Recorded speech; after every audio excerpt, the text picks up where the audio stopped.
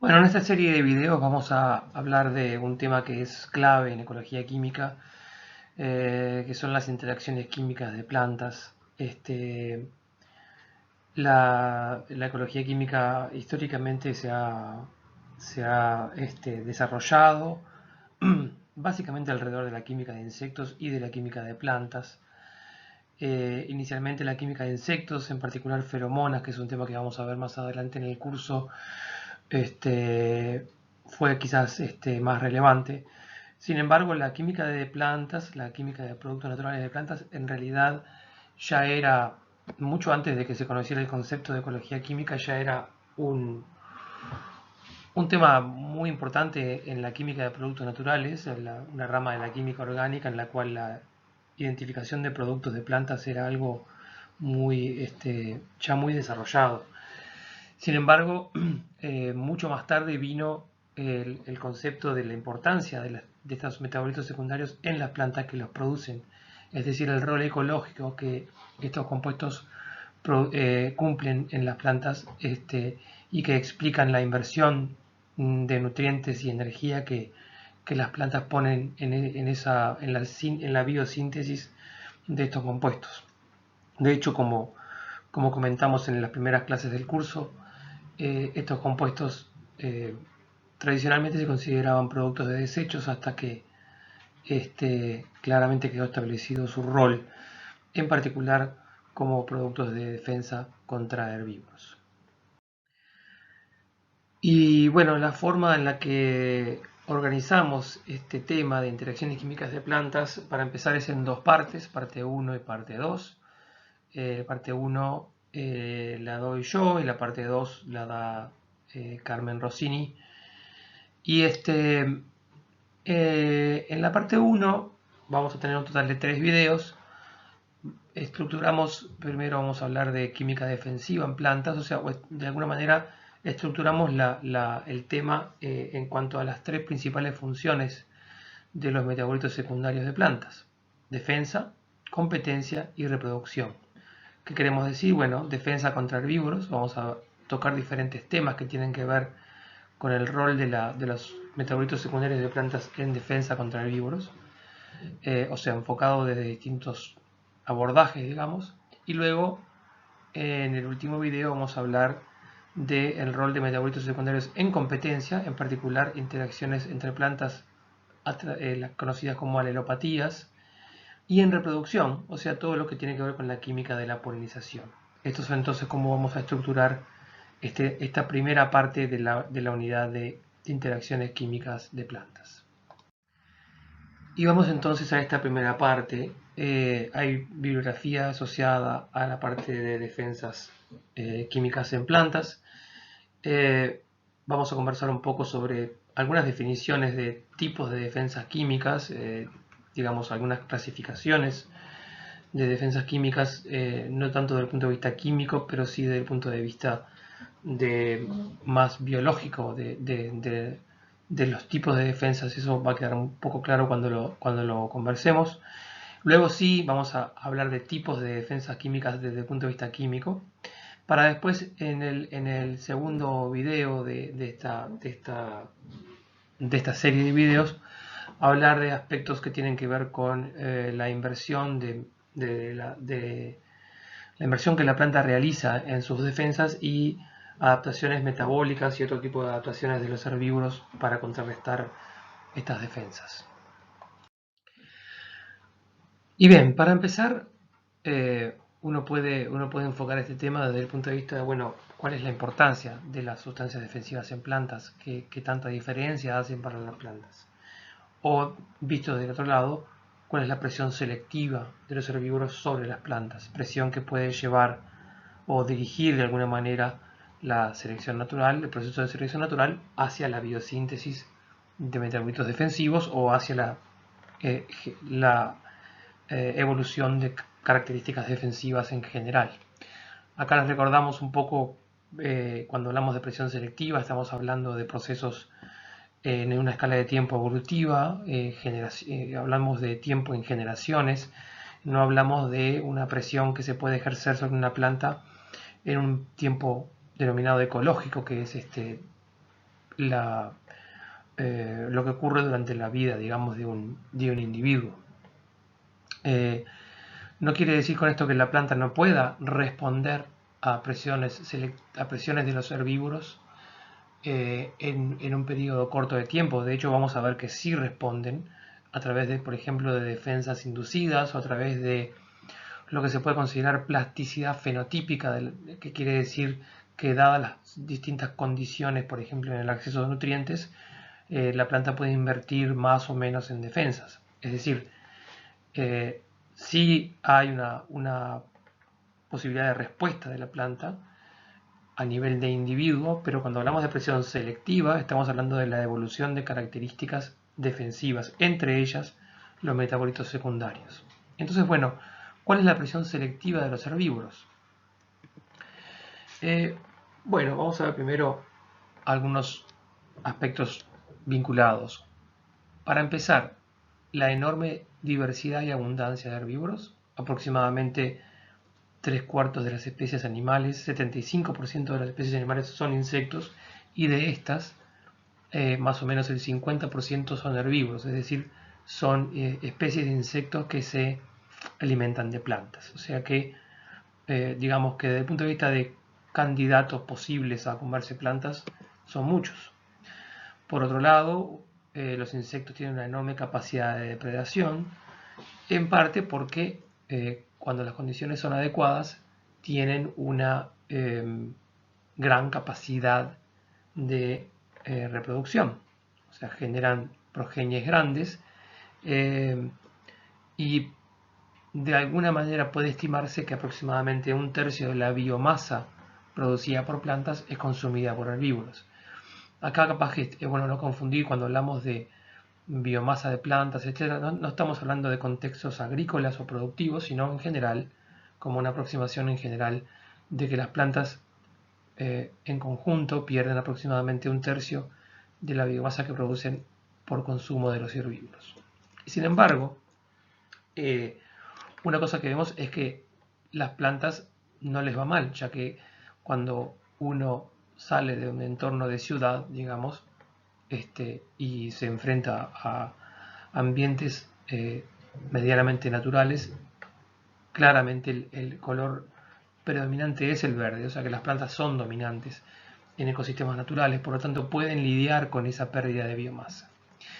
Luego tenemos otros aspectos que los herbívoros tienen importancia, por ejemplo tenemos que pueden generar daños no solamente en el tejido fotosintético, o sea, comerse las hojas y le disminuyen a la planta su capacidad de fotosíntesis, sino también que pueden alimentarse de órganos reproductivos, pueden afectar la capacidad de competencia entre plantas y en muchos casos los herbívoros no son tan importantes tanto por el daño directo que generan, por ejemplo por comerse hojas, sino que hay muchos herbívoros que tienen una modalidad de alimentación distinta.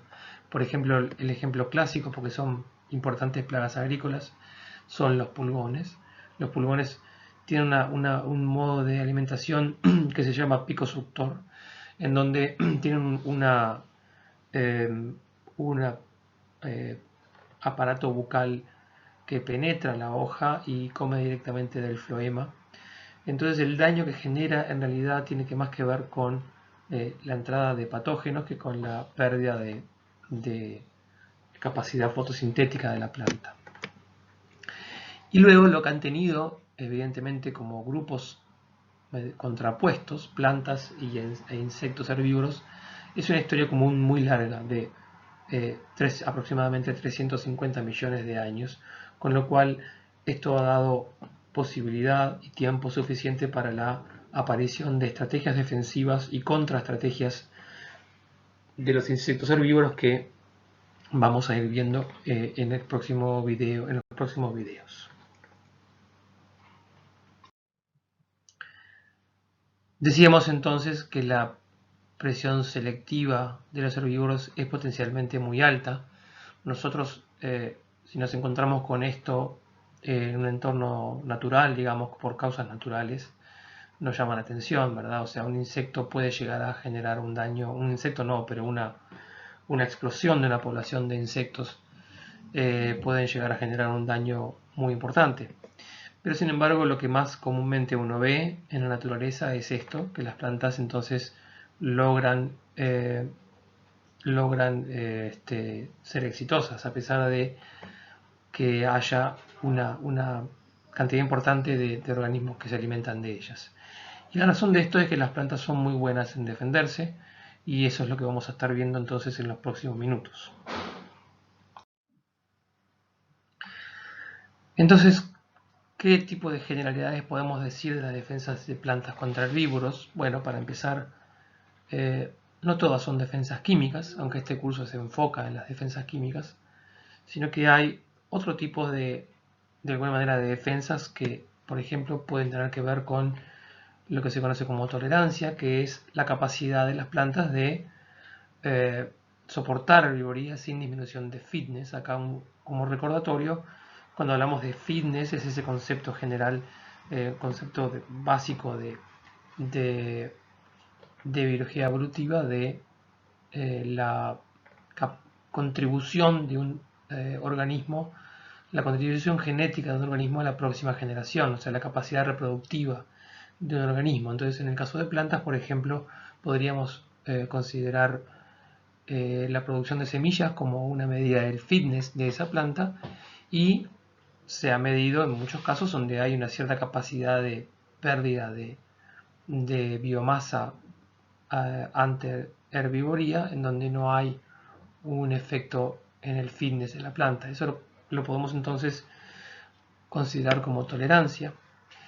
Resistencia sería algo que más tiene que ver no con soportar, sino con la capacidad de las plantas de disminuir herbivoría, y ahí aparecen entonces diferentes posibilidades. Por ejemplo, aunque no estamos acostumbrados a pensar en que las plantas tengan capacidad de escaparse porque no se mueven, por lo menos no se mueven como se mueven los animales, sí pueden de alguna manera escaparse en el espacio o en el tiempo. Por ejemplo, se considera que es un escape en el espacio cuando una planta genera semillas con una gran capacidad de dispersión. Entonces se están escapando, por ejemplo, de una población de herbívoros alta hacia zonas en donde quizás haya menos presión de herbivoría.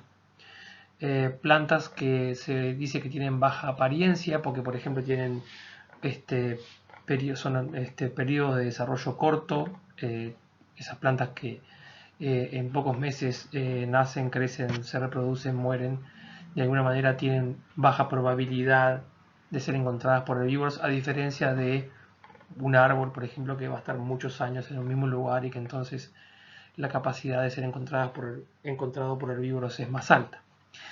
También se habla de escape en el tiempo, cuando hay plantas que tienen una reproducción no predecible. Plantas que, por ejemplo, las semillas germinan no en forma anual y predecible con las estaciones, sino de repente pasan algunos años y luego germinan. Entonces, ese tipo de características hacen que sea difícil para insectos herbívoros de especializarse en esas plantas porque no es una fuente de alimento confiable. Luego hay otro tipo de defensas que pueden disminuir la herbivoría, que no son necesariamente químicas, como defensas físicas o morfológicas, espinas, tricomas, sustancias pegajosas, la propia dureza que muchas plantas tienen características, por ejemplo, la presencia de sílice, que generan que sea una planta dura y difícil de comer. Puede haber combinación de defensas químicas y físicas en este caso, porque hay tricomas glandulares, es decir, como vemos acá, estos pelos que todos hemos visto de plantas que son como más peludas, digamos, que tienen como pelos. Estamos hablando de este tipo de estructuras. En algunos casos son simplemente defensas físicas, pero en otros tienen sustancias químicas que pueden ser toxinas o sustancias pegajosas en la punta de estos pelos tricomas glandulares, que también entonces funcionan como estrategia de defensa. Y luego, por supuesto, están las defensas químicas, que es lo que más nos interesa en el marco de este curso. Esas defensas químicas que pueden ser metabolitos secundarios, típicamente toxinas o repelentes, como vamos a ver en los próximos minutos, pero también pueden ser sustancias que tienen características que disminuyen el valor nutricional de la planta, por ejemplo, sustancias que tienen un efecto en la digestibilidad y entonces transforman una planta en un alimento pobre, y eso también de alguna manera, aunque no es una toxina, puede verse como un mecanismo de defensa. Y tenemos defensas indirectas. Si consideramos las anteriores como defensas directas, tenemos defensas indirectas que, por ejemplo, tienen que ver con la atracción de enemigos naturales a través de compuestos, como ya se conversó en la unidad introductoria de este curso, y cómo se va a conversar más tarde más en detalle. O también una defensa indirecta, por ejemplo, dando cobijo a, de alguna manera, guardianes que pueden llegar a defender a la planta contra herbívoros. Un ejemplo de esto, ya que ustedes van a hablar en detalle de la atracción de enemigos naturales a través de volátiles, este es un aspecto distinto que no van a comentar más tarde, por lo tanto lo quería cubrir acá, que son plantas que se conocen por tener nectarios extraflorales, o sea, producen néctar, que es una solución muy rica en azúcares, por fuera de la flor y que no tienen un rol en atraer polinizadores o en ser premio a polinizadores, sino que tienen un rol en mantener felices a hormigas que se alimentan de ese néctar. Es una muy buena fuente de azúcares, y esas hormigas entonces mantienen a la planta libre de insectos herbívoros. Acá hay un ejemplo experimental en donde, por ejemplo, se compara una planta en donde se removieron las hormigas mutualistas y una planta control, y vemos que el efecto de herbivoría puede ser drásticamente distinto en un caso y en otro caso. Por lo tanto, es un tipo de defensa indirecta que potencialmente funciona muy bien. Bueno, luego de esa breve introducción al tema, vamos a pasar a hablar un poco de algunos criterios de clasificación de defensas químicas y luego algunos ejemplos desde el punto de vista químico de los principales tipos de defensas químicas en plantas. Para empezar, ya lo comentamos, ya lo habíamos comentado al inicio del curso y hace algunas diapositivas atrás nos referimos al tema. Están las defensas directas e indirectas, es decir, las directas afectan directamente al agresor, mientras que las indirectas atraen enemigos naturales, sea parasitoides o depredadores, como vimos el ejemplo hace unos minutos atrás. Algo que no comentamos, o que comentamos un poco al pasar, son las defensas constitutivas y las defensas inducidas. Constitutivas son aquellas que están siempre presentes en las plantas.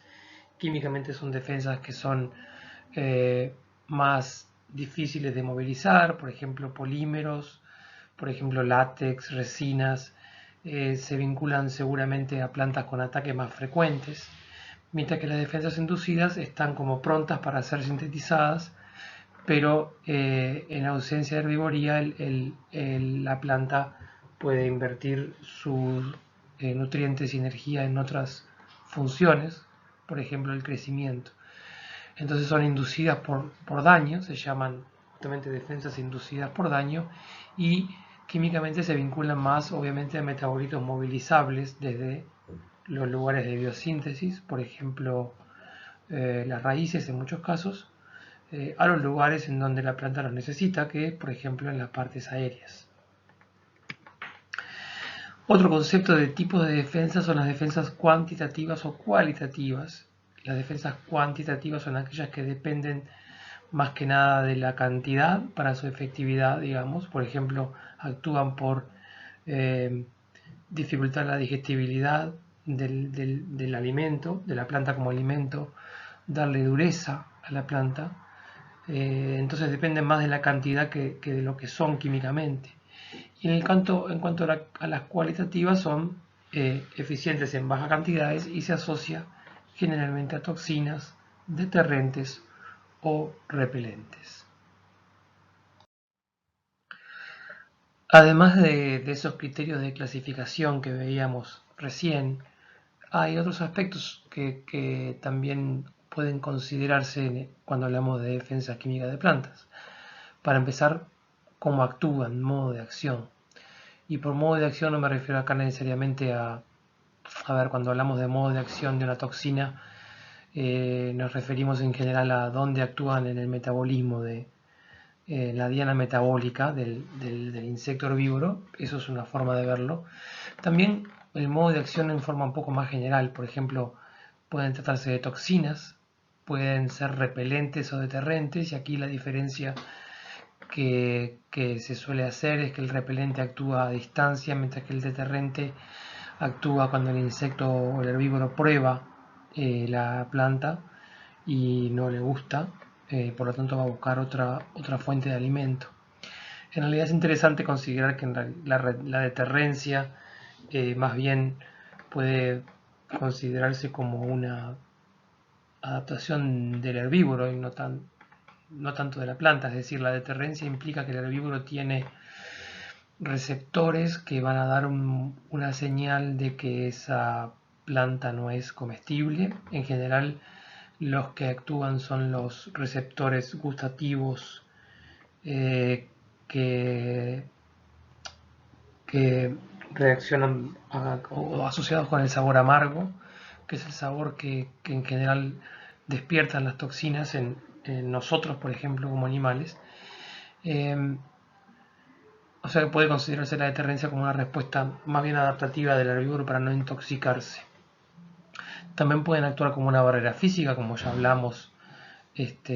Por ejemplo, las ceras epicuticulares en plantas pueden actuar como una barrera física o la presencia de tricomas para dificultar la actividad del herbívoro. Es interesante considerar también que las toxinas que van a actuar a nivel de dianas metabólicas específicas son más pasibles, digamos, de generar resistencia.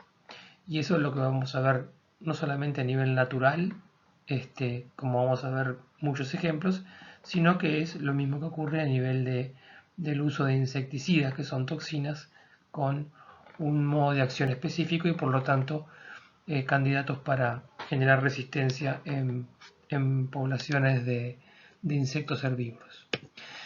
Además del modo de acción, también podemos considerar la ubicación de las defensas en la planta, que no van a estar necesariamente en toda la planta. Va a haber defensas que van a estar aisladas en ductos, como de resina, de látex. Van a haber defensas circulantes en los tejidos vasculares de la planta, como el floema. Van a haber defensas que van a estar en los tejidos normales de las hojas, en el parénquima de las hojas. O sea, no todos los compuestos o sustancias defensivas van a estar en toda la planta. Vamos a ver algunos ejemplos que están como precursores inactivos.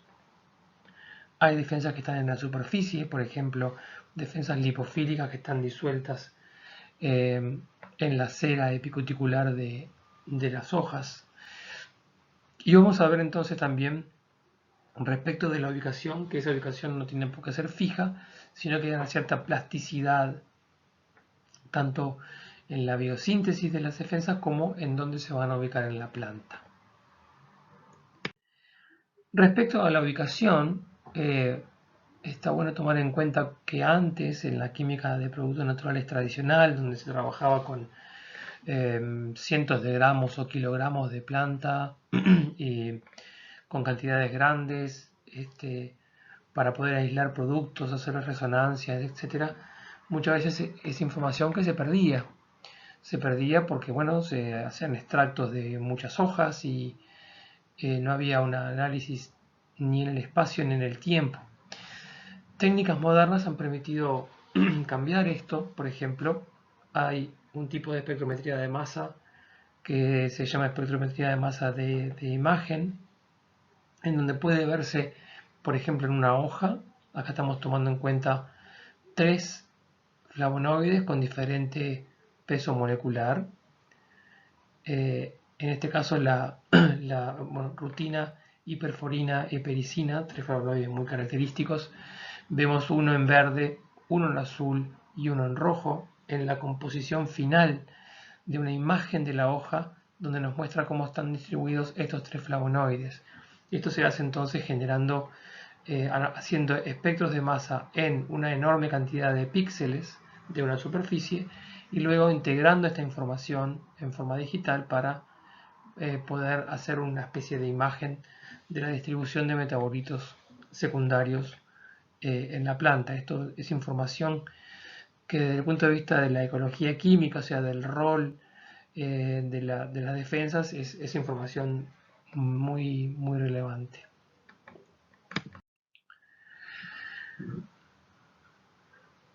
Bien, vamos a hablar un poco de algunos aspectos más químicos de las toxinas de plantas. Y para empezar, esto que aparece de metabolitos secundarios basados en nitrógeno o en carbono. Esta es una distinción artificial, obviamente, pero en parte puede tener una explicación. Recordemos que en nuestro caso, como organismos heterótrofos, o en el caso de los insectos también herbívoros, que son heterótrofos, el origen básicamente de carbono a partir de azúcares que puedan entrar en el aprovechamiento de energía que viene entonces en ese carbono, o sea, en carbono reducido, digámoslo. El origen de ese carbono aprovechable químicamente, energéticamente, y de nitrógeno tiene que ver en definitiva con nuestro acceso a nutrientes. Sin embargo, en las plantas eso no es así. El acceso a nitrógeno, entre otros nutrientes, tiene que ver justamente, viene del suelo, ¿verdad? Del acceso a nutrientes. Pero el acceso a carbono viene de la fotosíntesis, por lo tanto son orígenes muy diferentes y quizás en algunos casos uno va a estar más beneficiado que otro. Por lo tanto, en cuanto a considerar a la química defensiva de plantas como basada en nitrógeno en carbono, tiene una relación con las estrategias de inversión de las plantas en cuanto a nutrientes y energía en sus defensas químicas.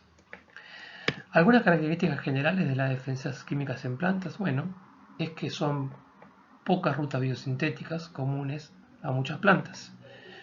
El metabolismo de aminoácidos tiene que ver con las defensas químicas basadas en nitrógeno, muy mayormente a alcaloides, pero no solamente, como vamos a ver varios ejemplos. Y hay básicamente compuestos fenólicos o compuestos terpénicos como los principales rutas biosintéticas para defensas químicas basadas en carbono. Obviamente una gran variedad estructural con varios miles de compuestos de productos naturales o de metabolitos secundarios descritos, y una cosa que se llama distribución idiosincrática, que quiere decir básicamente que, por ejemplo, nosotros hablamos del metabolito primario como la glucosa va a estar presente en todas las plantas.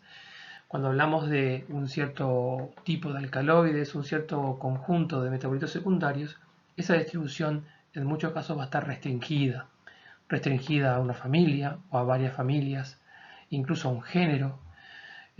O sea que son estos metabolitos secundarios son quizá típicos de un cierto grupo de organismos, y eso es lo que se puede considerar como distribución idiosincrática.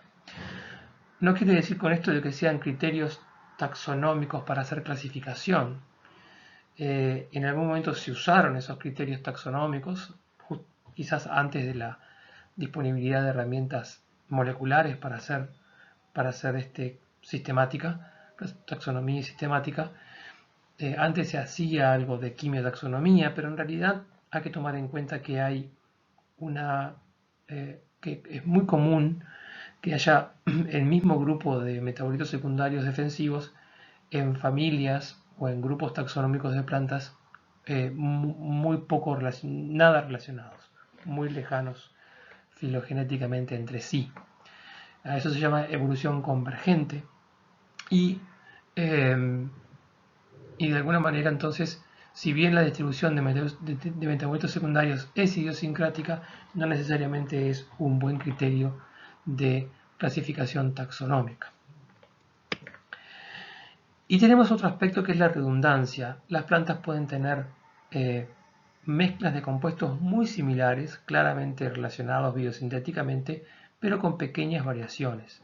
Eso es lo más común y a eso vamos a volver más tarde en la clase, en el video que viene.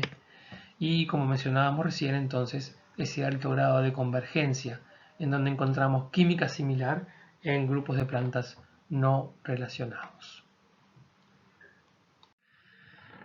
Entonces, empezando con algunos ejemplos de metabolitos, defensas químicas de plantas basadas en nitrógeno, tenemos uno que no es muy comúnmente mencionado, que son los aminoácidos no proteicos. Estos son básicamente compuestos como este que está aquí, del lado izquierdo, o este que está aquí, la canavanina. Compuestos que, como podemos ver, imitan estructuralmente, son análogos estructurales de aminoácidos normales, que son componentes normales y comunes en proteínas de una diversidad de organismos, como por ejemplo la prolina o la arginina. Estos son también derivados de aminoácidos, pero claro, se insertan en la síntesis de aminoácidos en organismos que no están adaptados para estos compuestos, y el resultado es que se sintetizan proteínas que no son funcionales. Y esa es la base de su toxicidad. Son comunes en fabáceas, o sea, en leguminosas. Y bueno, aquí hay dos ejemplos que muestran un poco la idea detrás de este tipo de defensa.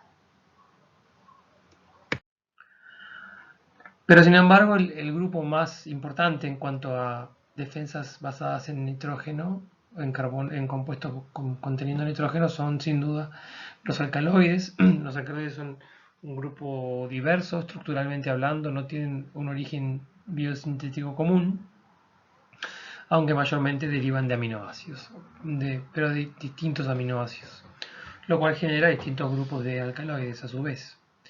La definición, bueno, en general se menciona que son aminas naturales básicas, generalmente con el nitrógeno formando parte de heterociclos. Básicas, por lo tanto, en medio ácido se van a protonar. Lo cual, asimismo, o sea, esa protonación en medio ácido forma parte de protocolos estándares de aislamiento y de purificación, porque se hace una secuencia de cambios de pH para poder hacer extracciones en solvente orgánico, en el caso de medio básico, o en solvente acuoso, en el caso de medio ácido, de forma de ir aprovechando ese cambio en polaridad cuando el alcaloide está protonado o cuando está como base libre. Algunos casos no son básicos, por ejemplo los N-óxidos, por ejemplo las aminas cuaternarias o por ejemplo las amidas, por lo que hay que tomar en cuenta eso a la hora de buscar, de aislar o de separar o de purificar alcaloides. Estos no van a poder purificarse por medio de esa estrategia de cambio de pH. Bueno, tienen una enorme diversidad estructural y biosintética, tienen una distribución muy importante en angiospermas y muchos son activos a nivel del sistema nervioso central. Aquí cabe mencionar que las plantas no tienen un sistema nervioso como el de animales, por lo tanto, en el sistema nervioso de animales hay una enorme cantidad de dianas posibles para toxinas, que la planta no va a ser susceptible. Y bueno, por eso no es nada extraño encontrar muchos casos como estos alcaloides que son tóxicos y son activos a nivel del sistema nervioso central. Pueden ser tóxicos, también en muchos casos son deterrentes,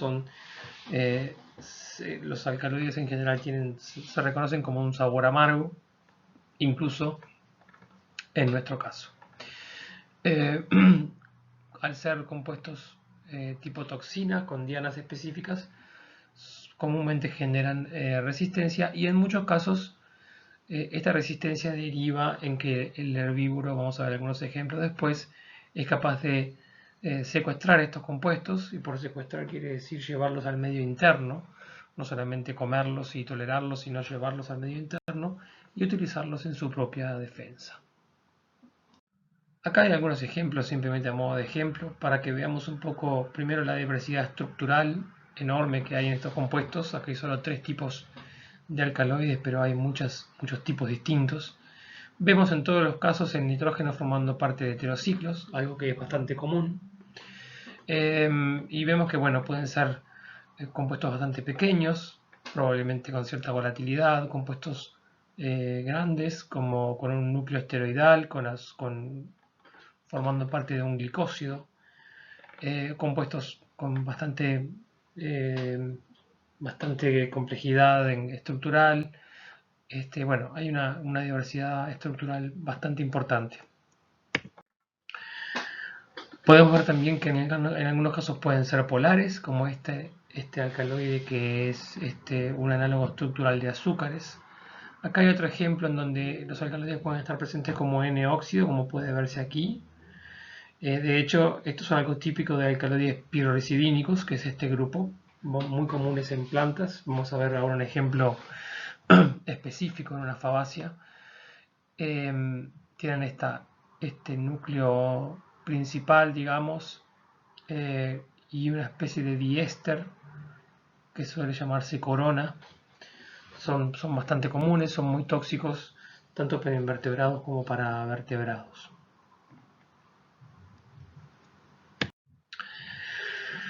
Un ejemplo de estos alcaloides pirrorecidínicos son donde se lleva a un extremo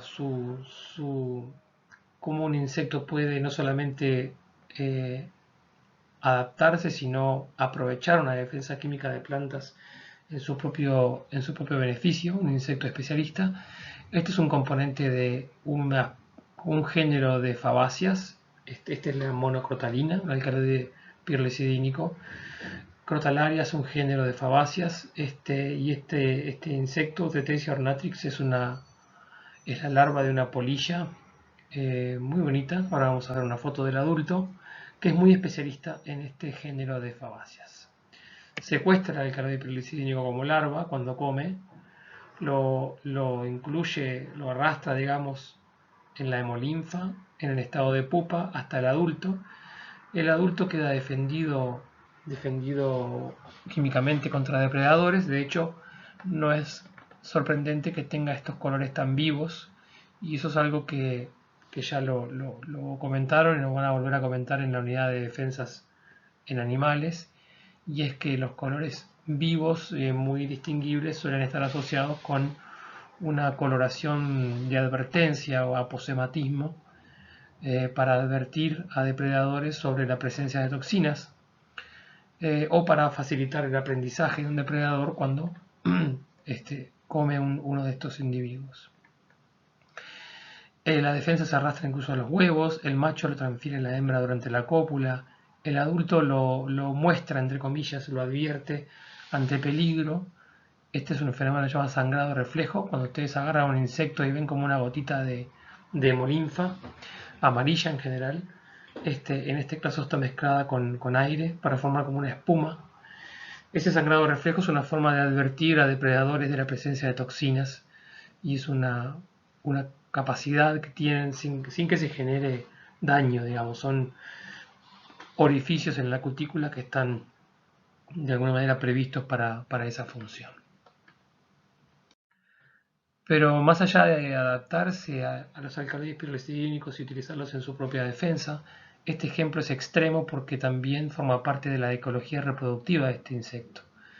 El macho, en unos órganos especializados que se conocen como cepillos, hair pencils en inglés, hidroliza estos diésteres, estos grupos éster, para generar un compuesto de este tipo que es volátil. En este caso se llama hidróxido anaidal, o sea, queda como un aldehído y un alcohol.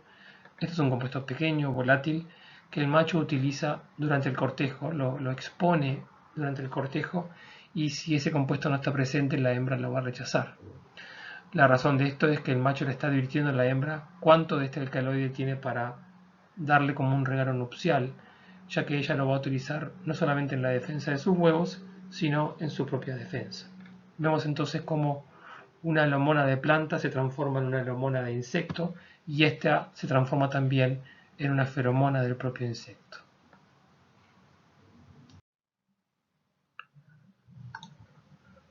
Veamos ahora dos ejemplos de metabolitos defensivos de plantas basados en nitrógeno, pero dos casos en los que el compuesto va a estar presente en una forma no tóxica, como precursores de la toxina. Un caso son los glicósidos cianogénicos. Cianogénicos indica entonces que producen ácido cianhídrico, y eso es lo que en eso se basa su toxicidad, pero previamente, o sea, la planta lo tiene como glicósido, como una especie de pretoxina. Acá tenemos un ejemplo. Los grupos R son grupos genéricos alquílicos, pueden ser grupos metilos, como el caso de la lina marina, puede ser un bencilo, como el caso de la amigdalina. Como vemos, tienen un grupo ciano, o sea, tienen de alguna manera una forma de cianoidina, ¿verdad? Un grupo ciano y un O-glucósido en el mismo, soportado por el mismo carbono. Y lo que ocurre entonces para su actividad es que hay glucosidasas específicas que a la hora de que se rompe el tejido de la planta, se hidroliza el azúcar, quedando entonces la cianhidrina libre, que espontáneamente va a dar lugar al grupo carbonilo y al ácido cianhídrico, que es en definitiva el compuesto tóxico. La amigdalina, por ejemplo, es un glicósido cianogénico típico de almendras, por ejemplo las almendras amargas, que son tóxicas debido a la gran cantidad de este compuesto. A la hora de hidrolizarse, el producto carbonílico que se forma sería justamente el benzaldehído, que es lo que uno asocia con olor a almendras. En el caso de las almendras dulces, que son las más comestibles, en vez de amigdalina tenemos una mayor cantidad de benzaldehído. Por eso es que no son tóxicas. Este recurso defensivo, podemos ver un ejemplo de convergencia donde es utilizado por un milpiés, un proceso completamente similar, pero no es que este artrópodo secuestre estos compuestos de la planta, sino que son ejemplos de convergencia donde el milpiés propiamente dicho sintetiza estos compuestos y son propios. Y también tenemos ejemplos de resistencia, como suele haber con todas estas toxinas, de insectos que son capaces de contrarrestar este mecanismo defensivo. Un caso similar, pero químicamente distinto, son los glucosinolatos. Estos son típicos de crucíferas, por ejemplo el género Brassica. Son la coliflor, por ejemplo, son la razón de este olor pungente que tienen este tipo de vegetales cuando los hervimos, por ejemplo, es la formación de isotiocianatos. Este tipo de compuesto muy volátil, por ejemplo el alil isotiocianato, es el responsable de un olor que se conoce como bomba de mostaza, que es un olor muy pungente que tiene algunas mostazas, algunos tipos de mostazas. Pero el compuesto está presente nuevamente como un glucósido, en este caso es un tioglucósido, y tiene este tipo de funcionalidad con un grupo imina y un sulfato. Lo que ocurre con el glucosinolato es que, de vuelta con un grupo R genérico, en donde se presenta mucha variedad. En el caso del glucosinolato hay una enzima específica que se conocen como mirosinasas, que hidrolizan este tioazúcar. Queda el azufre entonces con esa carga negativa y va a darse espontáneamente una migración de este par electrónico para formar un doble enlace carbono-azufre, que es lo que vemos aquí, y una migración de este grupo de R al nitrógeno con pérdida del sulfato, como vemos acá. Esto entonces son distintos tipos de isotiocianatos que son entonces los responsables de olores tan fuertes que son comunes en las en muchas crucíferas, en particular en las del género Brassica. Acá vemos un ejemplo de un tejido donde vemos células denominadas SC, que son ricas en azufre, donde se encuentran los glucosinolatos, y células marcadas como M, en donde se encuentran la enzima mirosinasa. Lo que ocurre entonces, cuando el herbívoro se alimenta, se rompen estos tejidos, entonces la enzima pasa a estar en contacto con con el glucosinolato y se da la hidrólisis y se da entonces ese fuerte olor que es en definitiva la respuesta defensiva de la planta. Bien, pasamos ahora a dar algunos ejemplos de toxinas basadas en carbono, y el grupo con el que vamos a empezar es un grupo muy importante, que es el grupo de los terpenos. Los terpenos se definen por compuestos que se sintetizan a partir de la unión de unidades de isopreno. Acá tenemos el isopreno, una unidad de 5 carbonos, que en realidad como tal es muy poco común, pero que es mucho más común cuando se encuentran formando parte de terpenos. A veces informalmente se conoce esto como cabeza y cola del isopreno, y en general las uniones son cabeza con cola justamente. Para formar, por ejemplo, este tipo de compuestos con 10 átomos de carbono que se conocen como monoterpenos. Entonces, los terpenos en general es un grupo muy diverso que tiene, como decía recién, este origen biosintético común como unión de unidades de isopreno. Son mayormente lipofílicos, pero vamos a ver algunos casos en donde son glicósidos, o sea que son en ese caso más polares y no volátiles. Y en general son volátiles, por lo menos en el caso de los monoterpenos, 2 unidades de isopreno, o de los sesquiterpenos con 3 unidades de isopreno. Los monoterpenos entonces son, como decía recién, 2 unidades de isopreno, por lo tanto 10 carbonos, sesquiterpenos 15 carbonos, diterpenos 20, triterpenos 30, 6 unidades de isopreno. Hay incluso tetaterpenos, que son por ejemplo los carotenoides, y finalmente hay polímeros de terpenos, por ejemplo el látex, el caucho, son todos de origen terpénico también. Son enormemente diversos en su estructura, pero también son muy diversos en sus roles ecológicos, tanto o fisiológicos también, tanto como hormonas dentro de plantas, como constitutivos en membranas y ceras, como también en lo que más nos atañe en este curso, que es todo lo vinculado a la defensa, a la polinización y a la competencia, que es lo que vamos a ver en las próximas diapositivas. Acá lo que pueden ver es un ejemplo de la diversidad estructural como inagotable o prácticamente infinita de los terpenos. Este es un ejemplo de un sesquiterpeno, 3 unidades de isopreno, que las pueden distinguir acá, ¿verdad? Acá tenemos una, acá tenemos la segunda y acá tenemos la tercera. Es un sesquiterpeno típico, entonces. Y lo que tenemos acá entonces es cómo a partir de este sesquiterpeno se puede plegar o formar ciclos, 2 ciclos, 3 ciclos de diverso tipo para formar una enorme variedad de esqueletos hidrocarbonados posibles. En muchos casos estos esqueletos hidrocarbonados forman parte del nombre vulgar, digamos, del sesquiterpeno, ya que nombrarlo en función del nombre IUPAC sería un poco engorroso.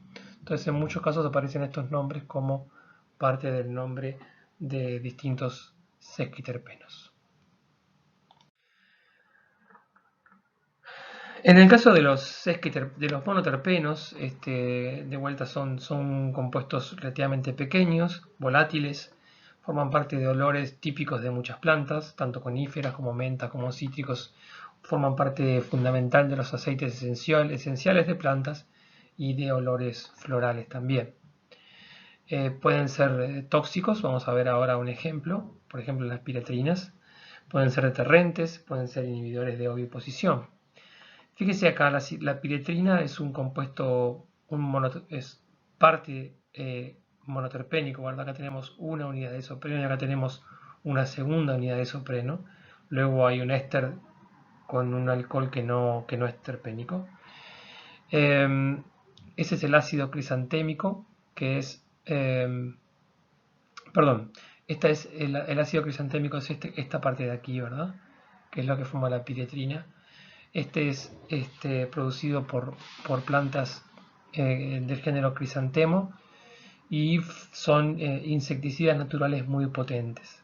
De hecho, como podemos ver aquí, aparecen luego los piretroides, que son vinculados a la piretrina, que es un producto natural, pero son productos de síntesis, que son muy comunes en muchos insecticidas sintéticos. Por ejemplo, la cipermetrina, muchos insecticidas, la permetrina, insecticidas muy comunes.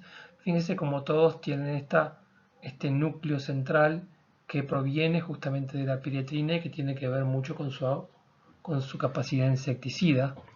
Luego, otros componentes de las moléculas responden a otro tipo de características que se desea de esas moléculas para su utilidad, digamos, práctica.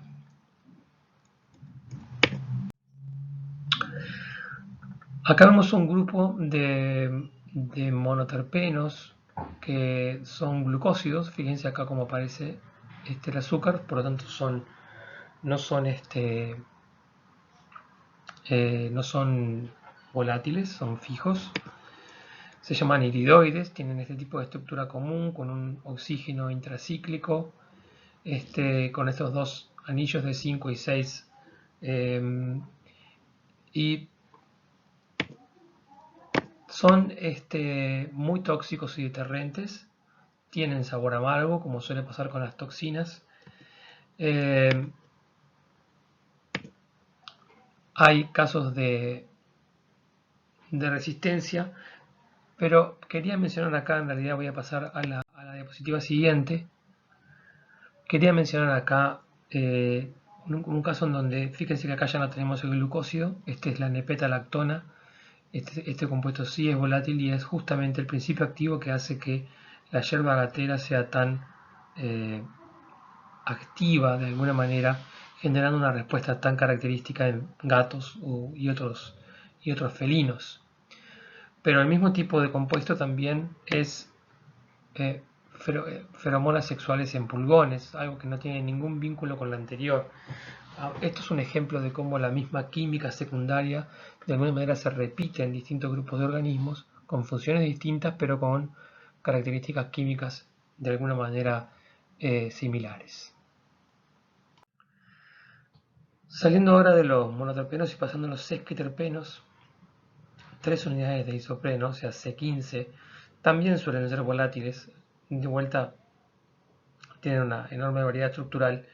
Quería comentar algunos que son especialmente tóxicos o bioactivos, porque en la mayoría de los casos los sesquiterpenos son más bien compuestos que van a otras funciones como la polinización, etcétera, la parte más de olor, interacciones con polinizadores. Pero fíjense estos acá, por ejemplo, lactonas sesquiterpénicas. Una lactona, recuerden que es un éster cíclico, representado de esta manera. Dialdehídos, que son dos aldehídos en este tipo de posición. Estos son compuestos que tienen una riqueza electrónica importante en esta región de la molécula y por lo tanto tienden a reaccionar muy favorablemente con nucleófilos. Nucleófilos que puede haber en una enorme diversidad de proteínas en distintos sitios activos, ya que estos son sitios muy, muy reactivos. Otro tipo de sesquiterpenos muy conocidos son las hormonas juveniles en insectos. Recordarán que en clases anteriores comentamos un poco de esto, de cómo hay dos hormonas en insectos, la ecdisona y la hormona juvenil, que regulan la metamorfosis en insectos, en particular las mudas hacia estadios larvales o hacia el adulto. Y lo que también se comentó antes, y acá vemos algunos ejemplos, son compuestos que las plantas sintetizan y que suelen conocerse como fitojuvenoides. Son compuestos que son miméticos o análogos de alguna manera estructurales de la hormona juvenil y por lo tanto alteran el normal desarrollo de la metamorfosis en insectos. Este tipo de compuestos, entonces, inhibidores del desarrollo o insect growth regulators, forma parte de lo que sería otra generación de insecticidas que de alguna manera posiblemente vaya reemplazando poco a poco a los piretroides. Son bastante más específicos, por el momento también suelen ser bastante más caros. Pasamos ahora a los triterpenos, nos salteamos los diterpenos. Los triterpenos entonces son 6 unidades de isopreno que se forman principalmente por este tipo de estructura básica, que son 2 unidades C15 unidas cola con cola. Este hidrocarburo se llama escualeno porque está presente como tal en el aceite de tiburones, de ahí es escualos, de ahí viene el nombre, pero en realidad lo que nos importa es que en plantas son extremadamente comunes, pero las formas cerradas, cicladas. O sea, este tipo de compuesto biosintéticamente va a formar ciclos, compuestos cíclicos como estos que tienen 4 ciclos. Estos serían tetraciclos o pentacíclicos, teterpenos pentacíclicos o tetracíclicos. El ejemplo de química defensiva de plantas típico de sesquiterpenos tetracíclicos son, por ejemplo, las cucurbitacinas, compuestos tóxicos de parientes del zapallo. El ejemplo de pentacíclicos son muchas saponinas. Saponinas, el nombre proviene porque forman jabón, porque suelen estar presentes como glucósidos o glicósidos y por lo tanto tienen un lado polar y un lado apolar y actúan como jabón, forman espuma, de ahí el nombre de saponinas, por ejemplo la espuma de la yerba mate. Entonces los triterpenos suelen ser estructuras de este tipo de C30, 30 átomos de carbonos, pero suelen estar entonces formando compuestos con 4 o 5 ciclos. Fíjense que este tipo de compuesto se parece mucho a lo que identificaríamos como un esteroide. Sin embargo, si vemos en detalle, algunos de los metilos en los esteroides van a haberse perdido. Los esteroides tienen este origen biosintético, pero luego entonces son considerados como un grupo aparte. Acá vemos un par de ejemplos de esteroides. Fíjense cómo los anillos tienen el mismo patrón, 6, 6, 6, 5.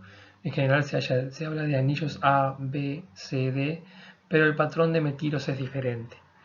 Acá tenemos un ejemplo muy clásico que son los cardenolios, compuestos defensivos de plantas como la digitalis, presentes también en algunos animales, como sapos, en el caso de los bufadienolios, que tienen aquí una lactona de 6 en vez de una lactona de 5, presentes también en luciérnagas, diferentes. Es otro ejemplo clásico entonces de convergencia en defensas químicas. Este ejemplo clásico de la mariposa monarca, que es tóxica y es emética, o sea que provoca vómitos en vertebrados, y es un ejemplo clásico entonces de cómo un insecto obtiene defensas químicas, que son estos compuestos cardenólidos, a partir de su planta hospedera a la cual está especializado, y cómo utiliza esos compuestos para su propia defensa contra depredadores. Otro ejemplo de esteroides importantes son las fitoecdisonas, que son esteroides que tienen en el anillo B esta característica estructural que es la misma que tiene la ecdisona, una de las hormonas que regula entonces el desarrollo de insectos. Y la actividad que tienen, así como vimos recién en el caso de los fitojuvenoides, las fitoecdisonas también son disruptores de la metamorfosis en insectos. Ya casi terminando estos ejemplos de metabolitos basados en carbonos, fíjense que pasamos a un grupo de compuestos que claramente no son terpénicos, sino que son un ejemplo de fenilpropanos. Fenil, acá está el anillo aromático de 6 miembros, propanos porque tienen estos 3 carbonos, típicamente por ejemplo derivados de fenilalanina, de tirosina. Un grupo son las cumarinas y otros son en muchos casos las cumarinas están distribuidas en una enorme cantidad de plantas, pero algunas familias como las umbelíferas, que son plantas de donde sale el hinojo, por ejemplo, y algunos otros condimentos, tienen este derivado que es con un grupo de hidroxilo en 7, que se conocen como umbelliferonas. Son un poco más características no de tantas familias, sino en particular de las umbelíferas. Lo que ocurre con esta función es que va a tender entonces a formar otro tipo de compuestos. Fíjense cómo le aporta funcionalidad que le da herramientas, digamos, de versatilidad biosintética para formar las furanocumarinas, tanto lineales como angulares, que son compuestos extremadamente tóxicos y se conocen como fototoxinas. ¿Por qué es esto? Porque en presencia de luz ultravioleta, la presencia de todos estos dobles enlaces va a contribuir para que formen este tipo de aductos. Fíjense cómo se forman aductos en ciclos de 4. Estas son típicamente reacciones que son posibles gracias a la energía ultravioleta. En química orgánica se habla muchas veces de estas reacciones, por ejemplo, reacciones que se llaman pericíclicas. Y esto que está acá es un ejemplo de bases pirimidínicas del ADN.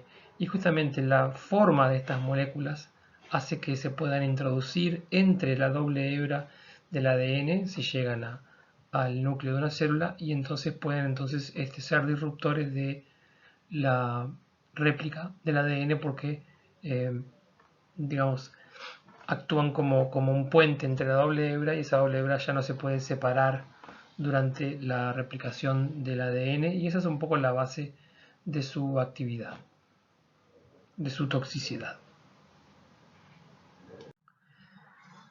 Bien, la mayoría de todos los ejemplos que vimos hasta ahora sería un ejemplo de defensas cualitativas, toxinas que son efectivas en bajas cantidades. Vamos a ver que muchos ejemplos son toxinas inducidas por herbivoría. Como ejemplo de defensas cuantitativas tenemos, por ejemplo, a los taninos, muy comunes, muy distribuidos en el reino vegetal.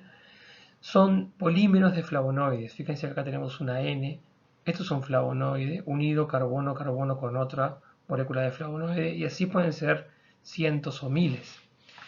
Estas uniones carbono-carbono no son hidrolizables, por lo tanto, en este caso se habla de taninos condensados no hidrolizables. Hay otro grupo de taninos que no voy a comentar ahora, que forman enlaces ésteres y sí son hidrolizables.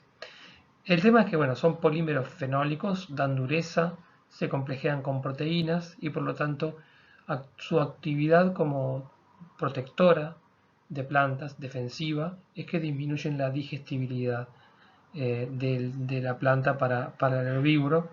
Típicamente son defensas más bien no tanto de plantas herbáceas, sino por ejemplo de muchos árboles.